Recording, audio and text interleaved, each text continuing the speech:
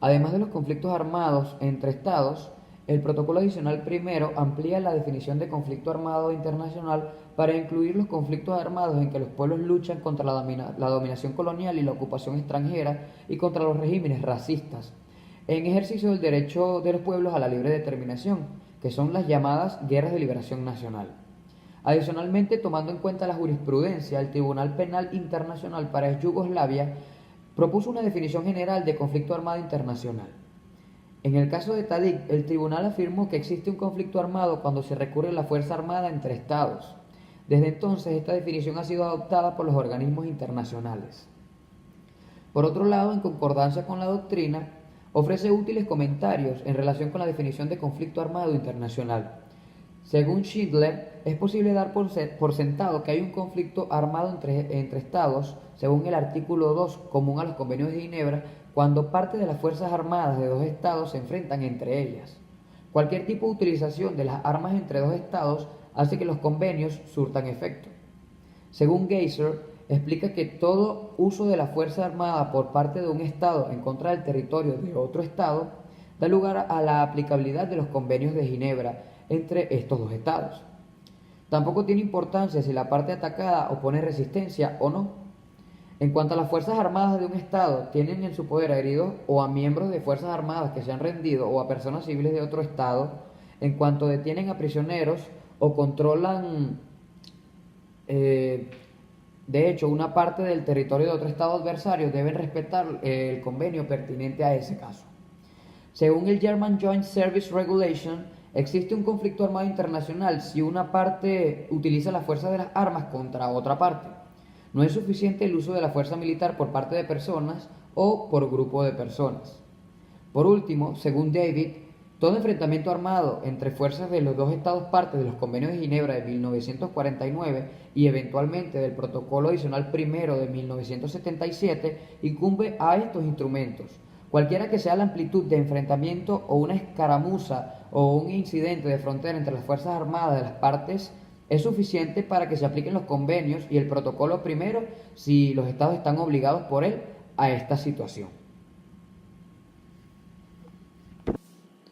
También debe tomarse en cuenta que un conflicto interno puede internacionalizarse cuando, a pesar de no traspasar las fronteras de un Estado, compromete la paz y la seguridad de la comunidad internacional. Según el artículo 2 de la Carta de la Organización de las Naciones Unidas,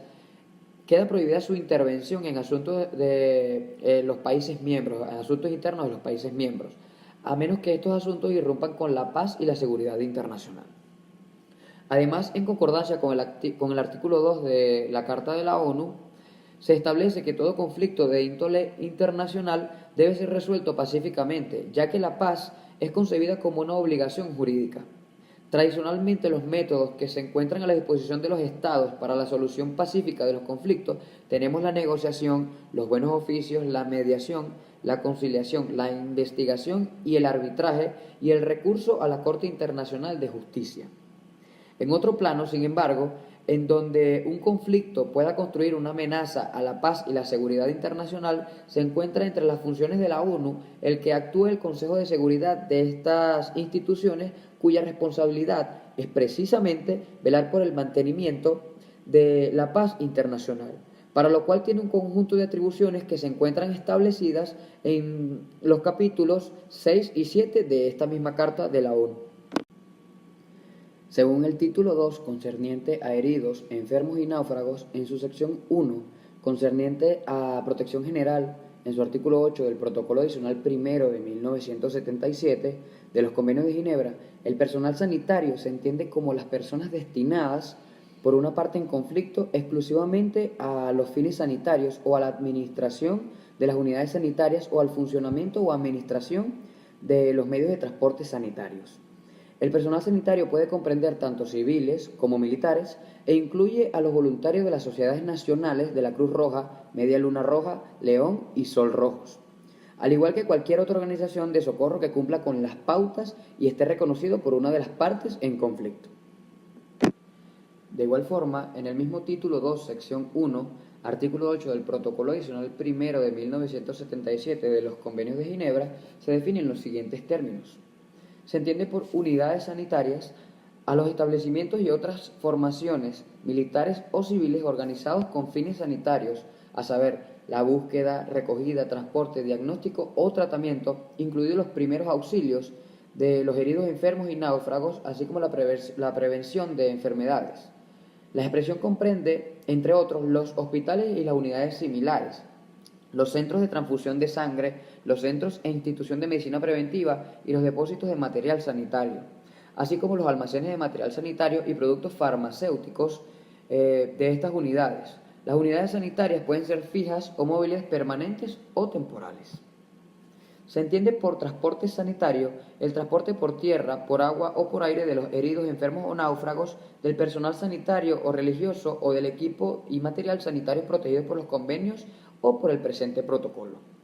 De igual forma se establece por el mismo artículo que para el personal sanitario y de socorro pueda ser identificado por las partes del conflicto debe portar el signo distintivo, comprendido por la Cruz Roja, la Media Luna Roja, el león y sol rojos, y puesto sobre un fondo blanco. Este debe estar presente en unidades y medios de transporte sanitarios, en el personal, en su equipo y materiales utilizados durante el conflicto.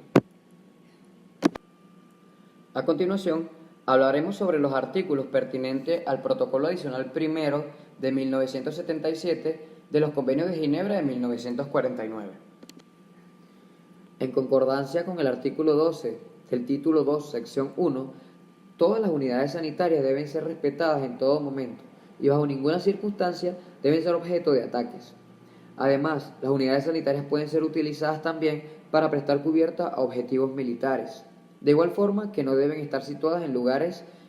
cerca de posibles objetivos militares, de esta forma sometiéndose a un posible riesgo que pueda afectarles. Por otro lado, según el artículo 13 del mismo título y sección, se habla de que la protección hacia las unidades sanitarias solo puede ser suspendida en caso de que sean utilizadas con el fin de realizar actos perjudiciales en contra del enemigo. Sin embargo, esta protección cesará cuando después de que se le haga un llamado de atención y luego de un plazo razonable de tiempo, estos no rectifiquen sus acciones tomadas. Debe ser tomado en consideración que la posesión de armas ligeras individuales por parte del personal, la custodia de esta por parte de piquetes o centinelas y la presencia de armas o municiones recogidas por el personal de los heridos que aún no han sido entregados o la presencia de combatientes o fuerzas armadas por fines médicos no son considerados como actos perjudiciales para el enemigo. De igual forma, y con relación a las unidades sanitarias, según el artículo 14 del mismo título y sección, no solo la potencia ocupante de un determinado territorio deberá hacerse cargo de que todas las necesidades médicas de su población civil estén completamente satisfechas, pero además de esto, estas no deben o no tienen derecho de confiscar o tomar estas unidades, el equipo material ni servicios por parte de personal, mientras que estos sean necesarios para atender la población civil y mantener la asistencia médica de los heridos y enfermos bajo tratamiento. Se podrá generar una excepción únicamente en caso de que esta toma sea hecha con carácter de emergencia para tratar heridos o enfermos de las Fuerzas Armadas, se mantenga únicamente mientras exista la necesidad y que sea compensada de manera inmediata para que el personal de salud pueda continuar atendiendo y ejerciendo sus funciones en aras de mejorar la condición de la población civil. En cuanto a la protección del personal sanitario, el artículo 15 del título 2 y de la sección 1 expresa que este personal debe ser respetado y protegido, y este debe recibir toda la ayuda necesaria para mantener en pie su misión humanitaria cuando se vea afectado por la actividad bélica. Además, en el caso de las potencias al mando del territorio donde se encuentra este personal, deberán proporcionarle toda la ayuda que requieran y deberán respetar su forma de actuar y triaje sin pedirles que tengan ninguna preferencia por heridos de su mismo bando. Adicionalmente, el personal puede trasladarse en caso de que requieran de su apoyo y servicio siempre y cuando no se vea afectada su seguridad.